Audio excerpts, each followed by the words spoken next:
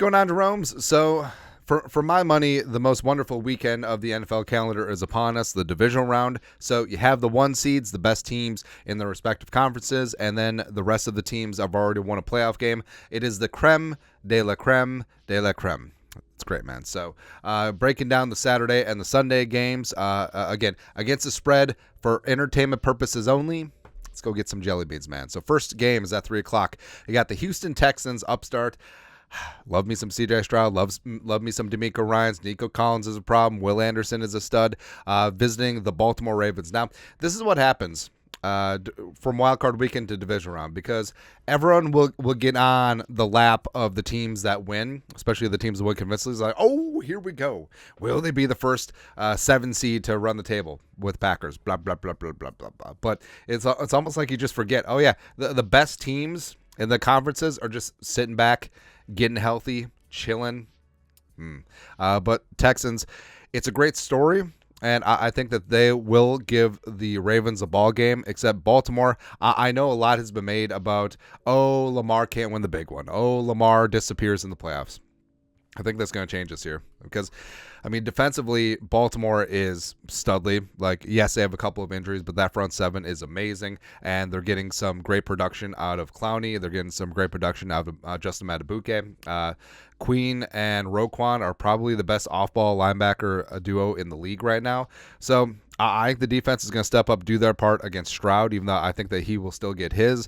And I think Lamar with Todd Monken and with more weapons, and also Mark Andrews potentially coming back and being healthy, I think that they will get it done. But 9.5 is a lot in what could be a low-scoring game out there in Maryland. So give me Houston to cover the 9.5, but I think Baltimore wins outright. Say like a 26-20 type game.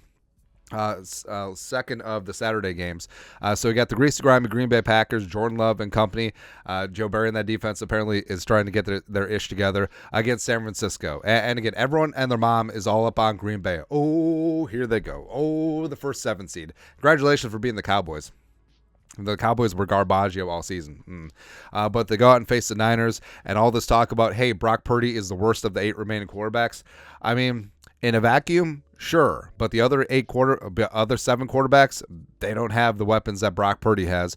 But I think this is going to be a game where, San Francisco's defense, Steve Wilkes, respect what he's done, taking the baton from D'Amico Ryans, who left to become the Texans head coach.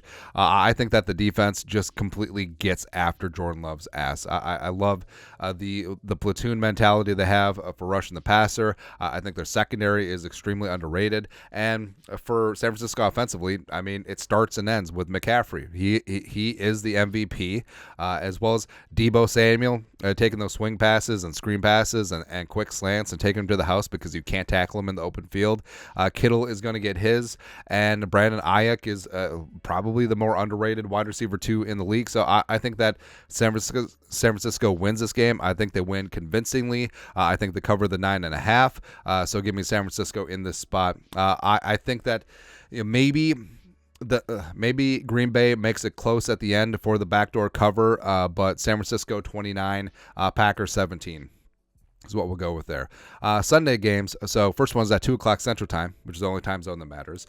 So the Buccaneers with Baker Mayfield and company taking on the Detroit Lions, where there's a lot going into this game. So the line, it's at 6.5. It's at 7 in some places.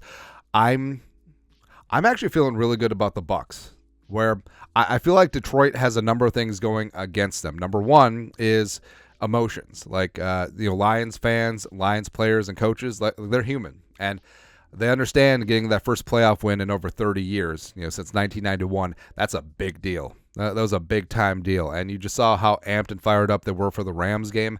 And humans only have so much bandwidth. And I feel like if you burned up so much of that energy just winning that first-round game, that could carry over. Plus, Ben Johnson is getting all these interviews to be head coach. Aaron Glenn has all this interest to be head coach as well.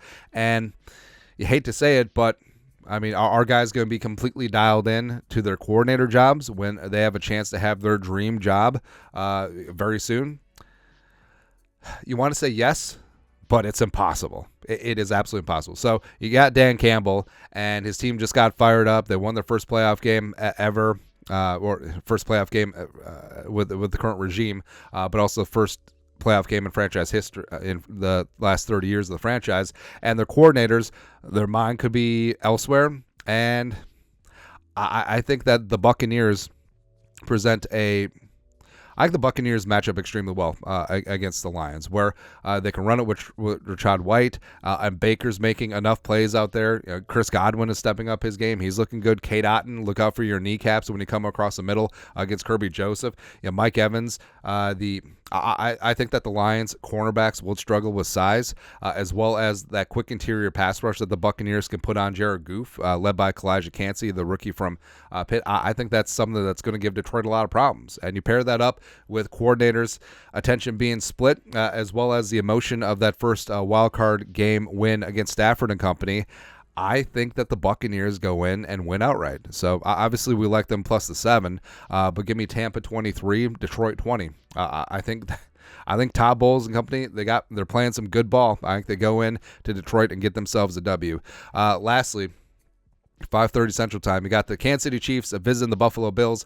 Hopefully Highmark Stadium is dug out yet again. And yes, Taylor Swift will be there in that awesome Travis Kelce jacket, and Mahomes and his annoying family will be there too. But I mean, the story will be about Buffalo, right? Can Josh Allen be good Josh Allen 2 games in a row, or would that be too much to ask? I don't know. But I do think that this is going to be another one of those instant classic games, just another classic Chiefs and Bills playoff game. I think this one comes down to the wire. I think this one is extremely close. Give me Kansas City plus the 3. But I do think that Buffalo wins outright in a 24-23 type game. And I think you have a big-time performance from Stephon Diggs. I think the 2 tight ends are able to get theirs, and I think Josh Allen does Josh Allen things yet again. So the teams we have advancing, Baltimore, San Francisco, Tampa Bay, the only road winner, as well as the Buffalo Bills. So it would be Bills at Ravens.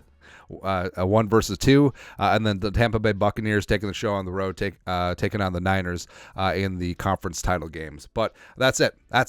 Again, entertainment purposes only. A couple of jelly beans, sure to go wrong.